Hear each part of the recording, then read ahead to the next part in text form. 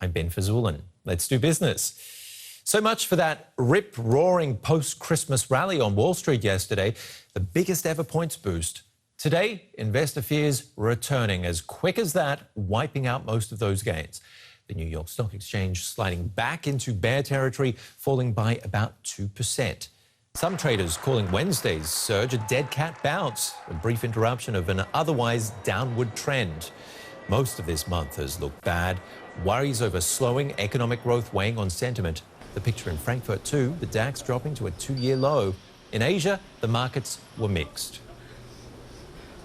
We asked our financial correspondent Uli Bartz to fill us in on Thursday's disappointing session.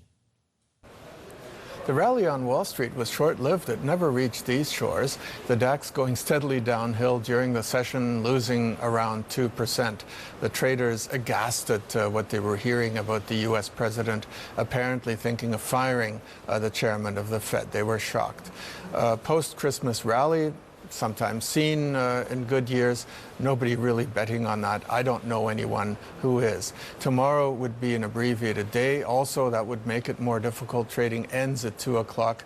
And the people I talked to here, most of them more than pleased to close the books on this very difficult 2018. Our very own Uli Bartz there at the Frankfurt Stock Exchange. Well, a couple of big events have German exporters worried about 2019. There's the ongoing trade spat between the United States and China, and there's Brexit. A survey by the German Economic Institute, IW, shows that many of the nation's trade associations have lowered their expectations for next year. On the upside, Germany's domestic economy is robust and the construction industry is benefiting from that. Here's the Institute's Michael Hütter on whether the reason for the lower forecasts are geopolitical or homegrown. I think the most important reasons behind are the rising uncertainty on international markets, on international trade policy, on the future of the multilateral order for this world economy. And this has a lot to do with the conflict between the US and China. The Trump administration is still a risk. And we also see a lot of uncertain risk in Europe, the Brexit. We don't know what will happen in January. We have new discussions between the European Commission and Italy, and also some problems in France. So the risks from international scene are rising, and these are most important for the depressed climate. I mentioned the trade war before. There are reports today that a delegation from Washington will travel to Beijing early next month to hold trade talks. They'd be the first face-to-face discussions since the US President Donald Trump and his Chinese counterpart Xi Jinping agreed on a 90-day truce. By the sounds of it, both sides are hurting from the battle.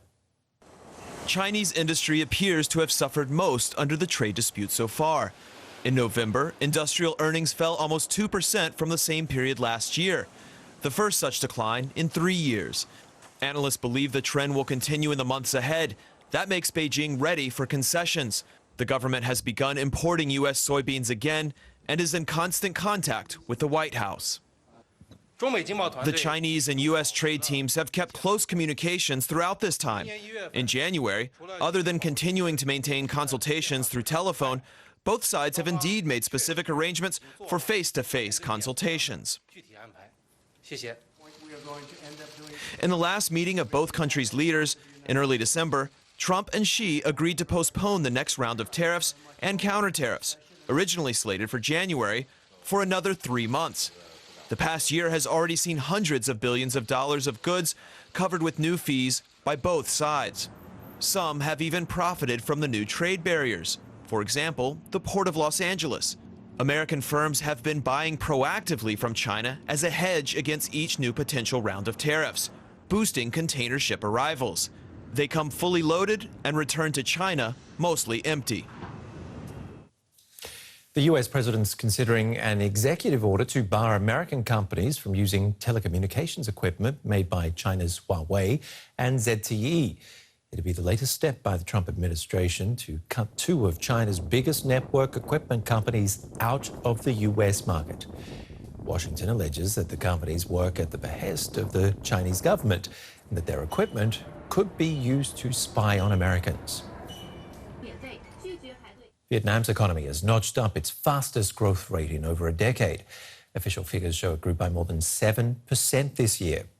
Many foreign companies have turned to Vietnam as manufacturing costs rise in neighbouring China. As a result, Vietnamese industrial output has surged. Retail revenue has also shot up.